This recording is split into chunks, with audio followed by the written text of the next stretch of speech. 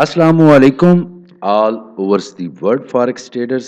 मैं हूं सफदर और आप देख रहे हैं Safdar forex school YouTube channel. तो दोस्तों काफ़ी दोस्तों की फरमाइश पे काफ़ी सारे दोस्तों ने कमेंट्स किए थे कि आप कुछ कैंडल स्टिक पैटर्न के बारे में बताएं। तो आज मैं आपको बुलिश इनगल्फिंग पैटर्न और बेरिश इनगल्फिंग पैटर्न के बारे में बताऊंगा कि इसकी कंप्लीट इंफॉर्मेशन कि ये वो कौन सी जगह होती है जहाँ पे ये बन जाए तो कंफर्म काम करता है और कौन सी वो प्लेस है जहाँ पे ये बनता है तो काम नहीं करता। देखो सारा जो चार्ट है, जितनी मार्केट है, ये इन्हीं कैंडल स्टिक के बिहाफ पे चल रही होती हैं। पूरी मूवमेंट जो इनकी हो रही होती है, हर कैंडल्स का एक फंक्शन होता है। लेकिन सम प्लेसेस ऐसी होती हैं जहाँ पे ये बनते तो हैं लेकिन काम नहीं करते। तो हमें कैसे पता चलेगा कि बुलिश इनगल्फिंग पैटर्न बना है और ये कंफर्म काम करेगा, ये मार्केट को बाय की तरफ लेके जाएगा, ठीक है, या ये बेरिश इनगल्फिंग पैटर्न बना है तो ये मार्केट को सेल पे ले जाने वाला है, ये हमें कैसे कंफर्मेशन मिलेगी। तो इन चीज़ों का भी पता होना चाहिए। पूरा दिन बुलिश इनगल्फिंग भी बन रहे होते हैं, बेरिश भी बन रहे होते हैं मार्केट के अंदर। तो हमें सही रियल कंफर्मेशन कैसे मिलेगी वो भी मैं बताऊंगा। तो कोशिश कीजिए कि अधूरा नॉलेज लेने की बजाय पूरा नॉलेज लिया करें। जब भी कोई वीडियो हो तो उसको पूरा देख लिया करें। तो आगे बढ़ने से पहले चैनल को लाइक शेयर और सब्सक्राइब कर दें ताकि हर आने वाली मेरी वीडियोस बर वक्त आप तक पहुंचती रहे। क्योंकि अब मैं सीरीज़ शुरू करने जा रहा हूं कैंडल्स के बारे में, जितने कैंडल स्टिक पैटर्न्स होते हैं, जो फेमस कैंडल स्टिक पैटर्न्स हैं वो कैसे काम करते हैं। तो आज बुलिश इनगल्फिंग पैटर्न पे बात करते हैं। देखो दोस्तों, बुलिश इनगल्फिंग जहाँ कहीं पे भी बनेगी किस शक्ल की होगी, पहले एक रेड कैंडल आके रुकेगी और नेक्स्ट कैंडल वो 1 मिनट की हो, वो 5 मिनट की हो, वो घंटे की हो, वो 5 घंटों की हो, वो 1 दिन की हो, वो उसके पास से निकल के उसके ऊपर क्लोज हो गई, ठीक है, तो ये बुलिश इनगल्फिंग बन गई, ठीक है, ये बुलिश इनगल्फिंग है, ठीक है। अब जब ये बनेगी, अगर तो ये इस तरह ज़्यादा लंबी ऊपर चली गई तो एक दफ़ा थोड़ी मार्केट नीचे आ सकती है। इस पिक्चर्स को आप देख सकते हैं, ये बगैर टेल के भी हो सकती है, टेल के साथ भी हो सकती है, ठीक है। इसको बोलते हैं बुलिश इनगल्फिंग, ठीक है। और जब ये बनेगी तो फॉर एग्जांपल H1 का टाइम फ्रेम है, ठीक है, मार्केट नीचे की तरफ आएगी इसके हाई तक, ठीक है, उसके बाद ऊपर जाना शुरू करेगी।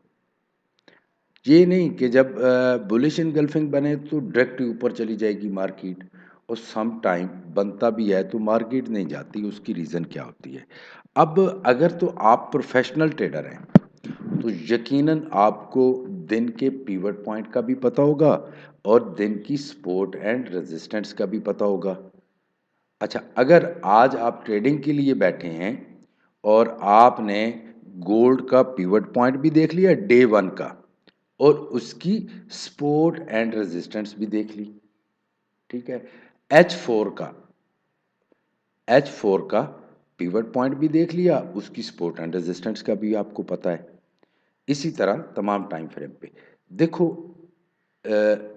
तीन सपोर्ट होती हैं, तीन रेजिस्टेंस होती हैं, वो डे वन हो या H4 हो या H1 हो या M30 हो या छोटे से छोटा टाइम फ्रेम हो, पीवट पॉइंट से ऊपर, ठीक है, तो आपको तीन रेजिस्टेंस मिलेंगी, resistance one, resistance two, resistance three, और उससे नीचे तीन रेजिस्टेंस मिलेंगी, तीन सपोर्ट्स मिलेंगी, support one, support two, support three. अच्छा, अगर तो आपको पता था कि आज का जो पिवट पॉइंट है वो ये लेवल है, ठीक है, और इसके ऊपर ये सपोर्ट वन का लेवल है, रेजिस्टेंस वन का लेवल है, ये रेजिस्टेंस टू है और ये रेजिस्टेंस थ्री है। इसके ऊपर आपको पता था कि थ्री रेजिस्टेंस है और इसके नीचे मार्केट सपोर्ट 1, सपोर्ट 2, सपोर्ट 3। अब हमने लेनी है कंफर्मेशन कि जो बुलिश इनगल्फिंग पैटर्न बना है उसकी एक्यूरेसी हम कैसे चेक करेंगे कि ये बन तो गया है, ये काम कितना करेगा। 2, 4, 5 ऐसे सिस्टम हैं जिनसे पता किया जा सकता है कि मार्केट की सेल का ट्रेंड ख़त्म होने वाला है। एक तो सपोर्ट एंड रेजिस्टेंस से पता चलता है डे 1 की, 4 आवर्स की। अगर 4 आवर्स की ये लास्ट स्टेज है, ठीक है, थर्ड सपोर्ट है और थर्ड सपोर्ट के ऊपर इनगल्फिंग बन गया तो आपको एक अच्छी खासी मूवमेंट दे सकता है। ये अनगल्फिंग होता है। दोबारा से मैं यहाँ पे अलहदा से बना के देता हूँ। ये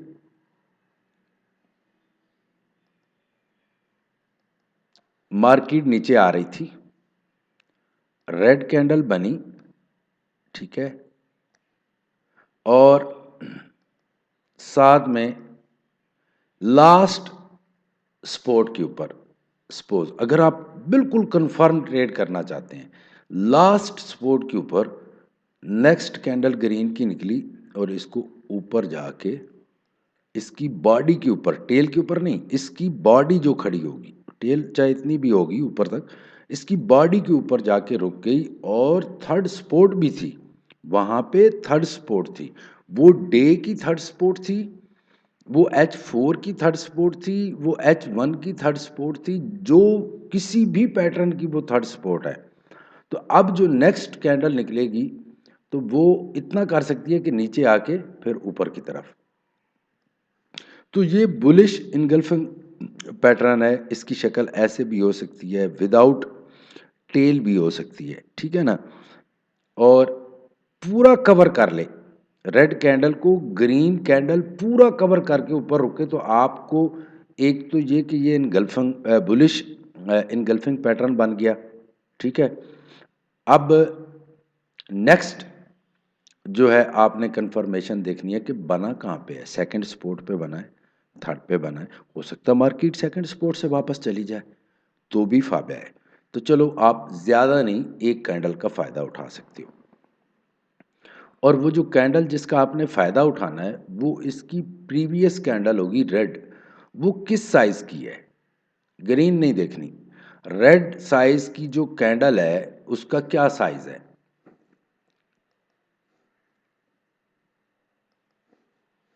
1 मिनट, फॉर एग्जांपल ये 89, 1789,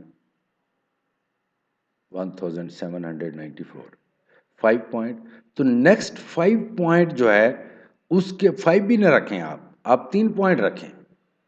इनगल्फिंग बनी है ना, तो ये तो नहीं कि इसने आज बनी है तो फिर नहीं बनेगी शाम को, या कल नहीं बनेगी, या परसों, आज ही बन गई है तो जो कुछ है इससे निकाल लेते हैं।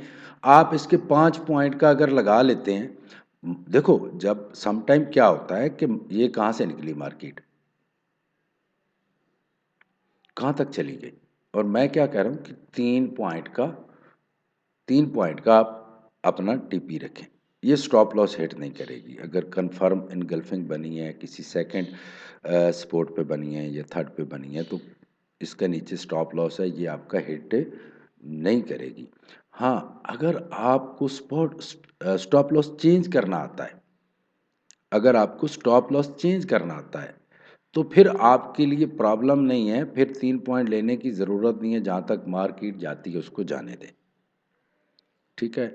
अगर आपको चेंज करना आता है तो फिर वो अ, आपके लिए मसला नहीं है, ज़्यादा से ज़्यादा फ़ायदा उठा सकते हैं। तो ये इनगल्फिंग पैटर्न है दोस्तों, इसको गौर से देख लें आप।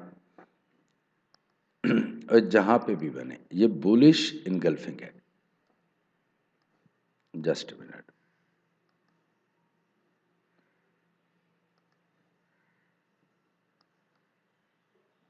बुलिश इनगल्फिंग, रेड कैंडल और ग्रीन कैंडल इसकी बॉडी के ऊपर जाके रुक जाती है, और ये कोई वेव्स होती है, फॉर एग्जांपल थर्ड वेव्स का लेवल होता है, वहाँ पे आपको पता चल जाएगा। अच्छा, 5 लेवल्स का एंड हो रहा है तो आपको पता चलेगा। अब अगर ये 5 पे जाके बनती है, यानी जैसे वेव्स 5 कंप्लीट हुई, सेल का ट्रेंड था, तो ये बन गई। तो अब ये आपको परेशान भी कर सकती है। इसलिए लोगों को पैटर्न सीखने के बावजूद उनके नुकसानात होते हैं। ये नुकसान कैसे कर सकती है? अब फॉर एग्जांपल ये वेव्स 5 थी, ठीक है? अब वेव्स 5 पे आके ये पैटर्न बन गया। अब मार्केट ने करना क्या है? मार्केट ने एबीसी बनानी है। एबीसी कैसे बनती है? यानी एक दफ़ा मार्केट ऊपर चली जाएगी, जस्ट मिनट,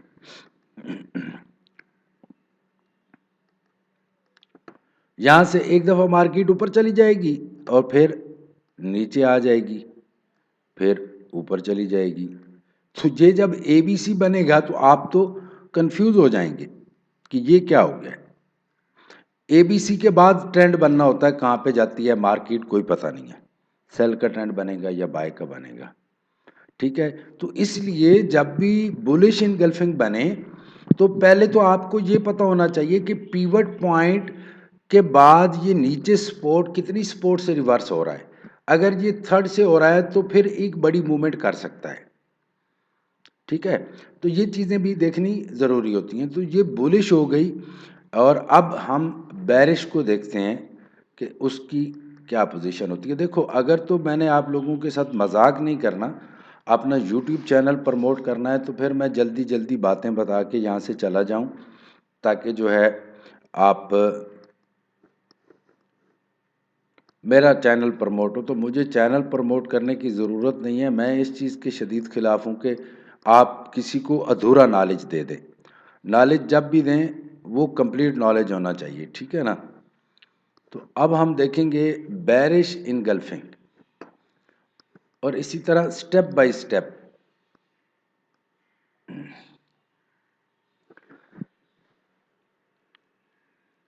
अब देखो, ये ट्रेंड बाय का था,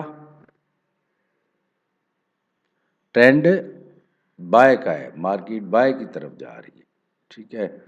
और दरमियान में एक बेरिश इनगल्फिंग बन गई।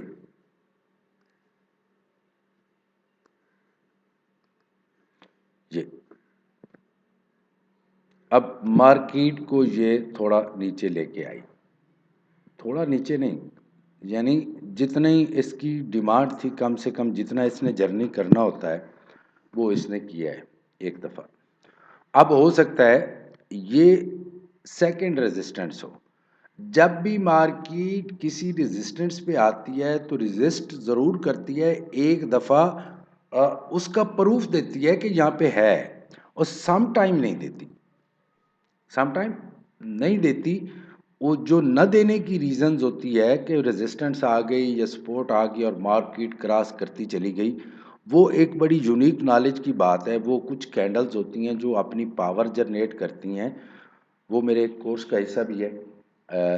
तो वो जो पावर है उसके बिहाफ पे कोई सपोर्ट या रेजिस्टेंस क्रॉस होती है, ठीक है? अब यहाँ पे बेरिश इनगल्फिंग बन गई। आज बेरिश इनगल्फिंग बनी तो पहले ग्रीन कैंडल थी, रेड कैंडल इसके नीचे आके रुकी और फिर मार्केट नीचे की तरफ गई, ठीक है? अब बेरिश के अंदर क्या है, यहाँ पे आप अगर ज़्यादा लंबा रिस्क नहीं लेना चाहते तो आप क्या करेंगे,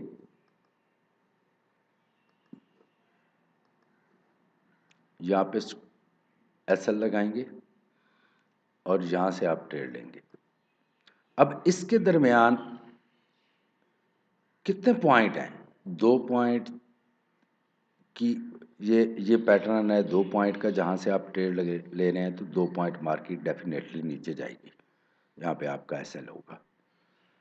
तो ये बेरिश का काम है। अगर आपको स्टॉप लॉस आता है, फॉर एग्जांपल इस्तेमाल करना, चेंज करना, कि मार्केट के साथ जैसे ही आपकी मार्केट प्रॉफिट में जाती है तो आप कैसे करते हैं, तो फिर स्टॉप लॉस कैसे चेंज करते हैं, तो फिर जी आप बड़ा प्रॉफिट ले सकते हैं। जहाँ तक मार्केट जाएगी वहाँ तक आप ले सकते हैं उस प्रॉफिट को, ठीक है? अब आते आते इसने सेल के ट्रेंड में H1 का चार्ट है, ठीक है? यहाँ पे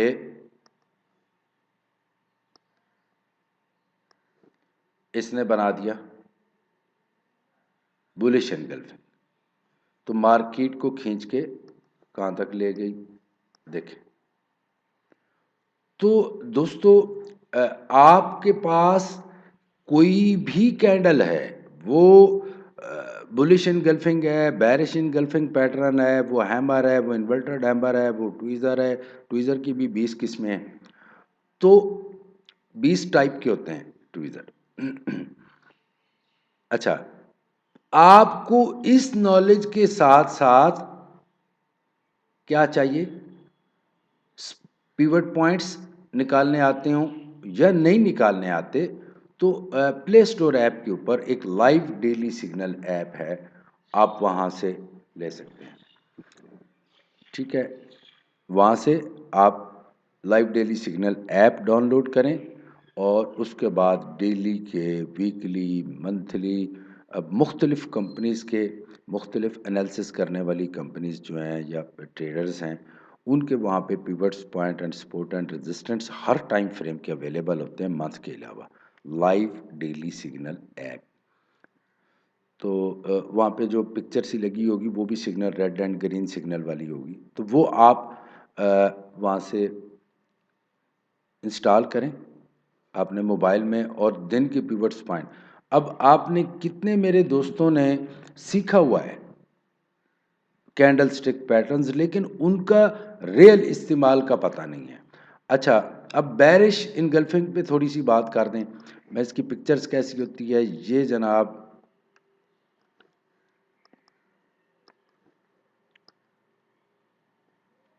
ग्रीन कैंडल बनी और फिर एक रेड कैंडल इसको पूरी बॉडी को क्रॉस करके नीचे क्लोज हो गई।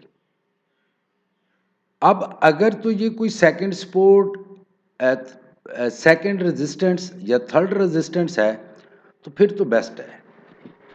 ठीक है, फिर तो जैसे ही नेक्स्ट कैंडल निकलेगी तो आपको पता है कि अब ये मार्केट नीचे की तरफ जाएगी, लेकिन आप लोगों को नीचे सपोर्ट का भी पता होना चाहिए, रेजिस्टेंस का भी पता होना चाहिए। ठीक है, अगर फॉर एग्जांपल आज थोड़ी सी एक यूनिक बात बताने जा रहा हूँ कि फॉर एग्जांपल यहाँ पे आपका पैटर्न बन गया,